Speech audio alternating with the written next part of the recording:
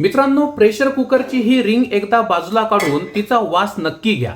जर त्यातून दुर्गंधी येत असेल तर ताबडतोब ही रिंग फेकून द्या, कारण अशी रिंग ही बुरशीने व्यापलेली आहे आणि आपल्या घरातल्या लोकांचं जे सतत पोट दुखतंय, अनेकांच्या तर त्या ठिकाणी आतड्यांना सूज आली आहे, घरातील लोक सतत आजारी पडतायत, त्याचं हे एक प्रमुख कारण आहे। अनेक लोकांचा माझ्या बोलण्यावरती विश्वास बसणार नाही। त्यांनी जर्नल ऑफ फूड प्रोटेक्शन नावाचा रिपोर्ट गुगलवरती नक्की सर्च करा। त्या रिपोर्टमध्ये स्पष्टपणे सांगितलंय की अनेक महिला स्वयंपाक झाल्याच्या नंतर ही जी काही रबरी रिंग आहे ती प्रेशर कुकरमधून काढत नाहीत आणि परिणामी या ठिकाणी अन्नकण चिटकून बसतात। अन्नकण चिटकून बसल्यानंतर जेव्हा तेल, पाणी अशा प्रकारचे पदार्थ या ठिकाणी एकत्र येतात, या सगळ्यांचं रूपांतर हे बुरशीमध्ये अर्थात मोल्डमध्ये होतं।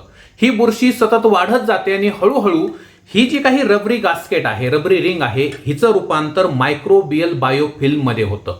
मायक्रोबियल बायोफिल्म म्हणजे सूक्ष्मजीवांचा थर असणारी पट्टी आणि मग याच्यावरची बुरशी किंवा त्याच्यावरचे जे काही घातक सूक्ष्मजीव आहेत, बॅक्टेरिया आहेत, ते अन्नासोबत या ठिकाणी मिक्स होतात आणि त्यानंतर मग पोटदुखी तसेच क्रोनिक गट इन्फ्लेमेशन म्हणजे सातत्यानं पोटदुखी होऊन त्या ठिकाणी आतड्यांना सूज येणं, अशा प्रकारच्या गंभीर तक्रारी उद्भवतात। हळूहळू इम्युनिटी म्हणजे रोगप्रतिकार शक्ती लो होऊ लागते। मग आपण नक्की काय करावं? ज्याच्या वेळी तुम्ही अन्नपदार्थ शिजवाल तेव्हा हे प्रेशर कुकर धुवून काढत असताना, ते स्वच्छ करत असताना ही रबरी रिंग सुद्धा काढा आणि तिला अगदी साध्या साबणाने आपण व्यवस्थित साफ करा।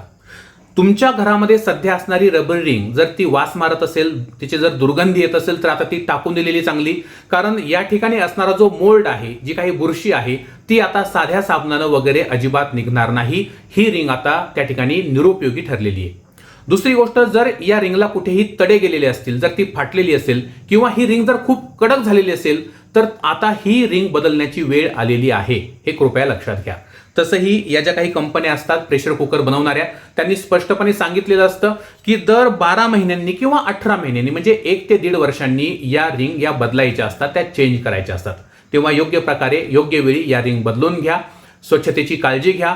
अतिशय महत्त्वाचा व्हिडिओ आहे, जास्तीत जास्त लोकांना नक्की शेअर करा, कारण आपल्या भारतामध्ये अशा प्रकारच्या छोट्या छोट्या गोष्टी या गृहिणींना ठाऊक नसतात आणि आपण बराचसा पैसा हा मेडिकलवरती किंवा दवाखान्यांमध्ये खर्च करतो। लहान लहान मुलांना याचा सगळ्यात जास्त त्रास होतो। तेव्हा व्हिडिओ कृपया शेअर करा, माहिती आवडली असेल लाईक करा, फॉलो करा, सबस्क्राईब करा। थँक्यू।